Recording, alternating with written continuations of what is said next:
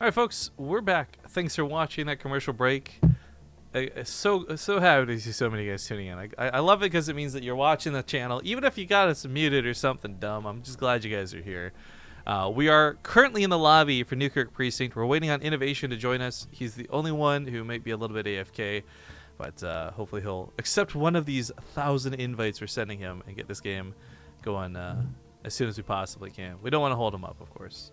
But there was mention that I'm not sure the schedule or how Nation Wars is playing out, but South Korea will play against some team eventually. And we did make mention that if that's the case, we can certainly try and cast around it. But we're saying during the break, like, we're actually on such a record speed thing here. This might be like most games cast in a 2-hour period. Like, yeah. Backing up here, what do we cast so far? So we did Lenok versus Scarlet, Ryung versus Scarlet, Solar versus Scarlet, Zest versus GuMiho. Like 4 best of 3s in 2 hours with a 5th one now happening. I'm okay with that. Yeah. Yeah, it's not been too bad at all. The games have been pretty quick. Like, everyone's been pretty aggressive. Like, we haven't seen any of those games where they just both sit back, take a deep breath, get 3 bases, think about a 4th. You know, it's been a little bit more violent than that. So we'll see how this TvT goes, because TvT is one of those things I feel like it either ends really early or it really drags out, because it's not one of those ones where you can just kind of shank your opponent and be done with it. All that positional stuff and so on and so forth. So we'll see how it goes down once INnoVation hops on in. He's just making us wait for the suspense at the moment. This is like you don't want to be the first one to the party. You gotta show up fashionably late and all that. I would like to take this moment of downtime to shout out Dares once again, whose name should totally be pronounced Dares. Dares is not Dares, okay? But regardless, this guy has been advocating for us, and normally only Molly does a lot of the Korean stuff for us. Dares has been stepping up lately as the admin. He's been really awesome. He's been doing a lot of good work, and he, of course, is actually in North America, so this is still god-awful time for him to be awake. I'm really grateful that he was able to show up and admin for us today. So thank you very much, Dares, if you are listening to the stream. Yeah, for sure.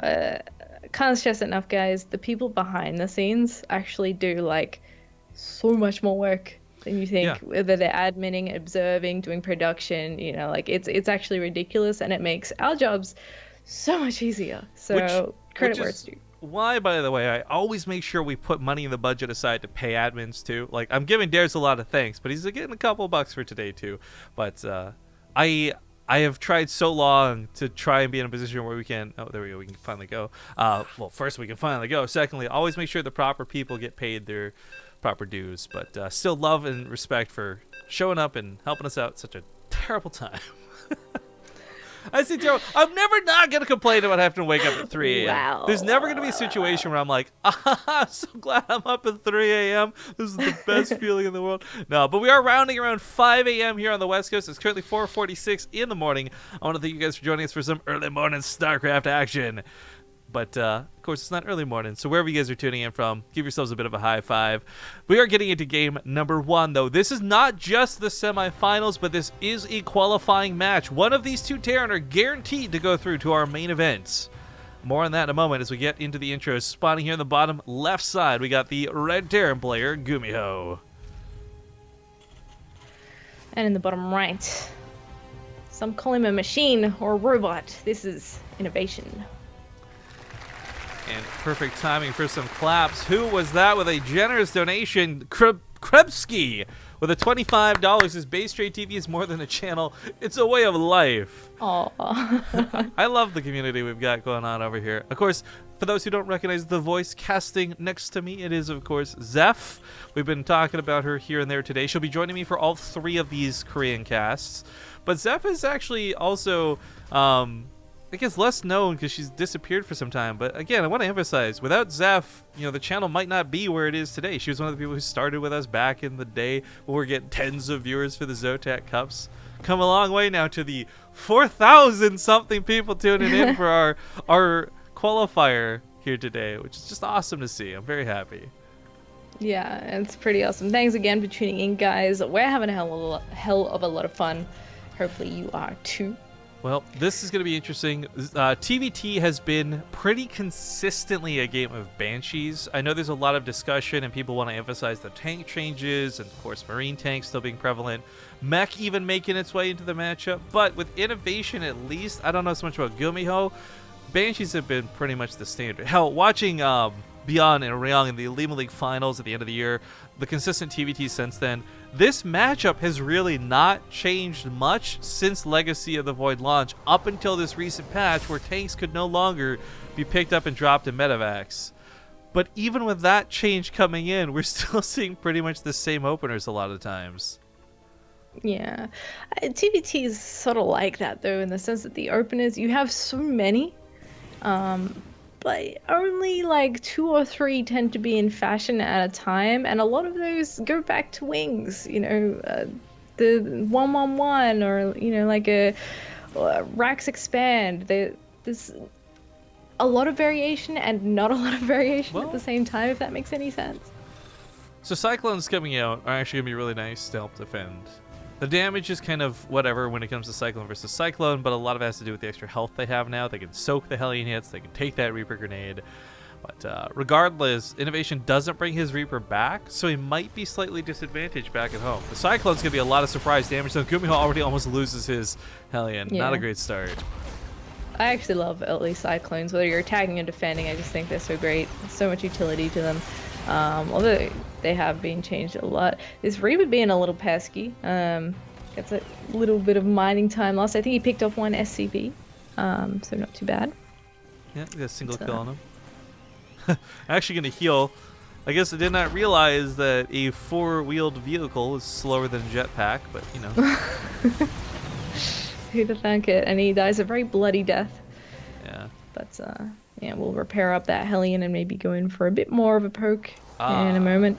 So by the way, while this was going on, we do have Cloakless Banshee coming into play, followed up by a Raven. But INnoVation already went for a Raven, and this point needs to be discussed. If you guys have not played the matchup yourself, you don't know how good the auto turret is now.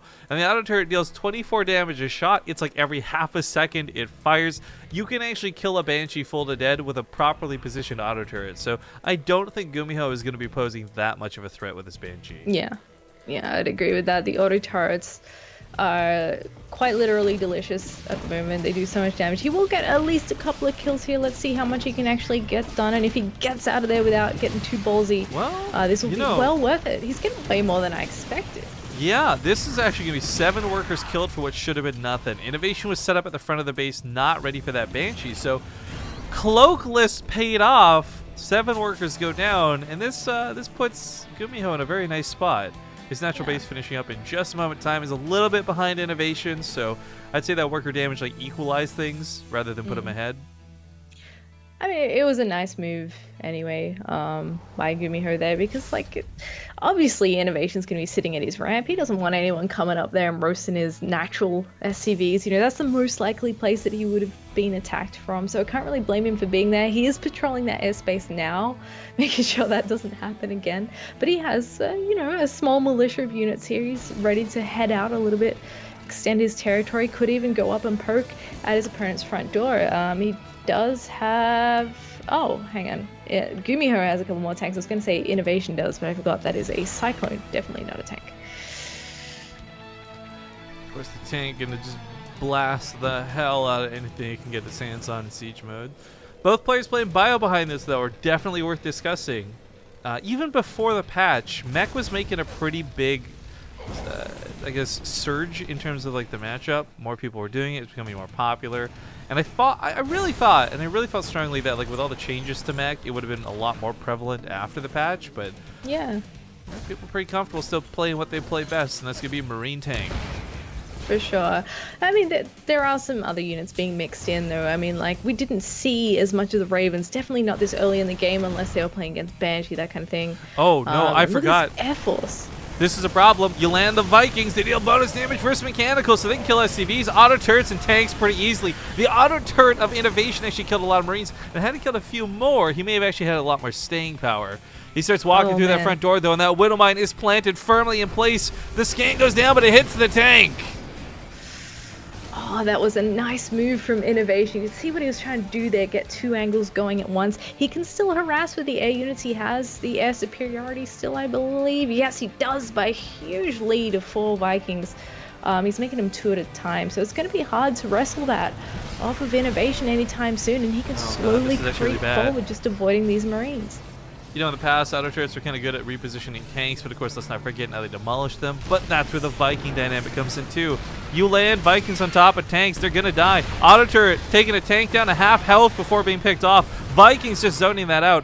And this 1 tank out of INnoVation is doing more damage than the 3 tanks out of GuMiho. Yeah, it's just hard to press forward, and like you said, he still has the option of the Vikings. A few more Vikings coming out now for GuMiho. He just needs to hold those close and keep them repaired up, and he may be able to contest them, get a couple of snipes, and even out those numbers. What was that SCV doing? He like went right up to the tank, was like, the waters, man. Yeah, he's like, tag, you're it. Falls back. Second tank out of INnoVation actually changes things up pretty drastically. As we can see, 1 SCV, a couple repairs, like you can actually hold that tank, but the air superiority gives that vision. It gives that locked in position. If INnoVation really wanted to expand behind this, he totally could. You know, GuMiho takes the 3rd CC, but I don't think he gets to put it anywhere anytime soon. No, but at least he has it, ready to rock and roll. I don't think that INnoVation has one. Oh, INnoVation's actually another auto turret coming up in a second. He may be able to just slap down on top of that tank. Positioning here has just been slowly chipping away at GuMiho. He decides to pick up. Oh, no, not pick up. It's not drops at all. It's the counter Raven Viking attack, which can demolish an SCV line. I really want to stress that, but SCVs won't matter if INnoVation just wins the army fight on the other side of the map. Yeah. He may very well just march right in now, especially once he sees these units land. There is nothing in the main here. He's pulling the SCVs. He's like, I gotta get this around, but everything here is gonna just destroy. Auto turrets, Vikings, lots of damage getting done. Meanwhile, he actually gets closer and closer to pushing directly into the natural. INnoVation is gonna position his tanks in such a prime spot. I don't think GuMiho can save his natural base, but can INnoVation save his main? I think so. If he just rallies a few units out, uses the SCVs. I mean, let's... Oh, wow. Vikings do a lot of damage, yes, but these are Vikings with Marine tank support on the other side. Look at that, the auto turret! It focus fires all the SCV, all the Marines down. The SCVs can't do anything as well. The medevacs get picked off. GGs get called, though, but INnoVation's still going to take the game. Did too much damage on the other side of the map. Yeah, GG. That was well played by INnoVation. A little bit sticky. That's the thing about TvT. Like, sticky. It always ends up quite violently at the end. But yeah, that was a good game. I enjoyed that. Violent is certainly a description. We're going to get into game number 2 in just a moment. We got Stats. He did advance on. He'll be playing against Scarlet. So we got this series. Then we got Stats versus Scarlet right after. Then one final best of 3. Small commercial break, though, while we find out what the map's going to be. Stick around, guys. Be back soon. All right, that should be perfect timing, assuming I didn't screw anything up. We get into game number 2. Spawning here in the lower left side of the map. He's currently down 1 game. It is the Red Terran player, GuMiho. And in the top right, he is an absolute monster. Can he close it out? This is INnoVation. Now, for me, a quick little, I guess going back to that game for a moment, we talked a little bit about the tank change, right? No longer being picked up and dropped. And what we saw there was INnoVation doing something you would not have been able to do in the previous iteration of StarCraft, like slowly creep up and get that positional advantage. I don't think GuMiho was at all in the wrong with his choice to fly across the map and attempt to kill INnoVation's production, but clearly it just wasn't enough. Because at that point he had lost too much, and that slow creep forward at the tanks was just too hard to deal with. Yeah, I mean, I liked the decision he made because he was really stuck. You know, he sent the Vikings and the Raven over to INnoVation's production to see what it could do. And in any other situation, that would have been a brilliant move. Like, it would have done so much damage. But, you know, by that stage, INnoVation was already balls deep in his base. So it's kind of like, what can you do? Like, you know he's going to push in. That's quite the way to describe it. I mean, no, I agree. You're right. Like, he was too entrenched in his way in. I personally would have gone with knee deep, but you know, it still gets the point across. Like, that was not a comfortable position. And I think what's really interesting about this, though, was the way that that last game had opened up. You had GuMiho go for the Banshee as expected. I talked about it being a game of Banshees in some regard, and it wasn't. I did not expect the cloakless Banshee to get like 7 kills. I thought that was really going to set him off nicely versus INnoVation, but Maybe part of that too is the map. Newkirk certainly doesn't have favorable ramps. This was, of course, GuMiho's map pick to go to Daybreak. But as much as I would love to talk about the potential comeback out of GuMiho, I'm already got to tell him he's probably dead. You know why? Why? Because every game today has been a 2-0. God forbid we get a game number 3. You gotta have some faith that this will be the break in the chain. We will get our 3rd game. In fairness, actually, yeah, this GuMiho is one of the players that could possibly actually take INnoVation to that 3rd match. There's some things to be said about the fact that, you know, the grand finals may have a game 3. You're gonna have either Scarlet or Zest versus the winner of this series. It's gonna be a fantastic set for certain, but GuMiho is going to have to work his butt off. As we saw in that last game, INnoVation's a guy who can take a lot of damage and still dish it back out. Yeah, that's for sure. I think GuMiho is often overlooked. You know, when you look at a bracket full of sick players, everyone knows GuMiho is really good, but I think people forget how good. Because he is absolutely someone that I look at and go, yeah, like he could 2-0 INnoVation, sure, why not? Like that first game is not indicative of how this series is going to go at all. It's funny for me too, because I always rank GuMiho as like he's a good player, but like how good is he? Then you look at stats for things, you kind of realize like he's always better than people remember him as. Yeah. Like Alima League last year, he had like the 2nd most gold medals behind Bjorn. I mean, he's a pretty fantastic player. So yeah, I certainly think especially if you guys don't watch a lot of Korean StarCraft and like our online leagues, TvT is prevalent. In INnoVation, GuMiho, they've both got lots of practice playing this matchup. It's Inno, by the way, this time going to be going for the Banshee, and he's got Cloak paired up with it too. We may see a pretty easy defense out of GuMiho, though. I'm not sure. Like, Widowmines, Marines, they might just get that right hit, but they also might move out at just the wrong moment. INnoVation did something really cool just now.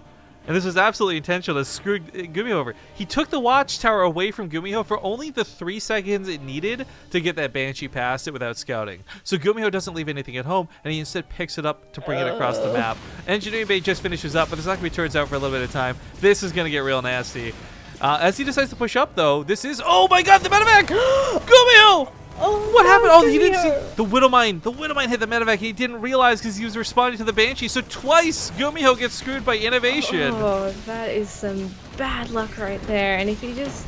I mean, there's nothing to kill it with this scan apart from that Cyclone. If he gets out of range, he can save it. Does No, he? No, oh he does get it. But you know what? That's going to be a sigh of relief for GuMiho because the start of this game is just a disaster for him. You know, like, he stalls out the command center briefly. Okay, in that regard, he's a little ahead. But losing a full medevac, losing 5 SCVs on top of this, and Zest, I feel, or not Zest, I'm saying Zest. Why am I saying Zest? INnoVation did some really cool tricks there, and I really, really like it. Second Raven, or not second, first Raven, I can't even speak. I'm so excited about what happened. Raven comes to the main, drops that auto turret, picks up like another 4 SCV kills with it.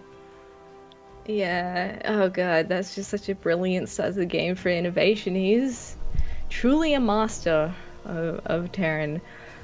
So it's up to GuMiho to find a way to get back into the match now. Like a double drop is gonna come and visit him in just a moment. I really wish I'd spoken enough Korean to ask INnoVation, by the way, if that watchtower thing was intentional. That may have just been a coincidence, but I think it was intentional. I think he knew GuMiho had the watchtower. He wanted to take away that vision and contest it, albeit very briefly. So sick and so cool. Only the true Terran magic will pull something like that off. But tanks and Marines have plenty on the other side of the map. Oh, Zest is actually going to... I keep saying INnoVation almost loses his tank. Medevac goes down, but he still finds himself in a really sticky spot. As he starts backing away from this, he comes back to the main. Auto turret round 2, looking for another few SCV kills. Well, sniping at least one of those medevacs is really nice for GuMiho. That's the kind of thing he needs to get back into this. That auto turret does go down. I mean, GuMiho is still 8 SCVs behind and like a mule as well. Yeah, 13 SCVs have died in total. I think I figured it. I got Zest on the brain because I'm just so sad that he's gone. But putting him at that same echelon tier of godliness that is INnoVation, I'm going to assume is why I keep freaking saying Zest by mistake. Now, this little gaff of mine aside, though, like, INnoVation has really done some truly great damage while this goes on. Normally in TvT, I think that this worker difference isn't that big of a deal, but it's the fact that GuMiho's not getting anything in return for it that really sets us off. Yeah. I mean, look, resources lost look a little bit closer than it is because of that medevac snipe, but oh man, INnoVation's done a great spot. He's got a lot of Vikings. Air control, I think, is going to be a hard thing for either player to contest. It's going to come down to the Marines more than anything else. Yeah. I think he's got the slightly earlier third base as well. He's going to push out at the same time. So um, let's have a look at the tank counts real quick. We're pretty even on that. Air is about the same as well. Okay, so Well, GuMiho should be able to equal this there's force coming out from INnoVation. there's actually a huge advantage to INnoVation, though. He's got the Raven. GuMiho doesn't. And if it comes down to a point defense drone or Fair even an point. auto turret, his Vikings will win out. He's going to catch one of the Vikings, too. Oh, catches that rally so very nice. As he heads over to the mineral line, he's going to consider landing these. Oh, mega He's damage going going to to do get that, done. and at the same time, the armies are actually engaged in the middle of the map, or at least part of it. A few Marines get shredded on the front lines there. Auto turrets And go GuMiho- down. Vikings have to back away. This is going to lose him the reactors. This is going to lose him his add-ons. Oh, God. This is bad. INnoVation's already doing so much damage. He's going to take the Viking war. When you see Vikings on the ground fight each other, right? Welcome to StarCraft 2, patch 3.8. He actually wins the Viking war on the ground. That's going to be game. GuMiho taps out. And like I said, another 2-0 out of INnoVation. And you're right, another 2-0 INnoVation. Oh man, he's just too good. He's just too good. That's really what it is. But yeah, stoked to see him in the finals. Not really surprised that he got there either, Yeah. despite the fact that this bracket is full of sick players, so he can breathe easy and await his next opponent. Yeah, INnoVation also now definitely qualifies through to that main event, which is going to be absolutely fantastic. Some people were asking on Team Liquid, of course, in the thread about like what's with the format, and we are going to invite 4 people back. So GuMiho, you may see come back even if he doesn't qualify through the second qualifier, that sort of thing. Like we really like to reward the players who gave a good show and gave a good run. But now it's time for some ZVP. We got Stats versus Scarlet. Stats just timed out a chat for being AFK for too long. That's actually really awkward. But Stats versus Scarlet coming up next. So we are going to go to commercial break, guys. Stick around. A brand new best of 3 when we return.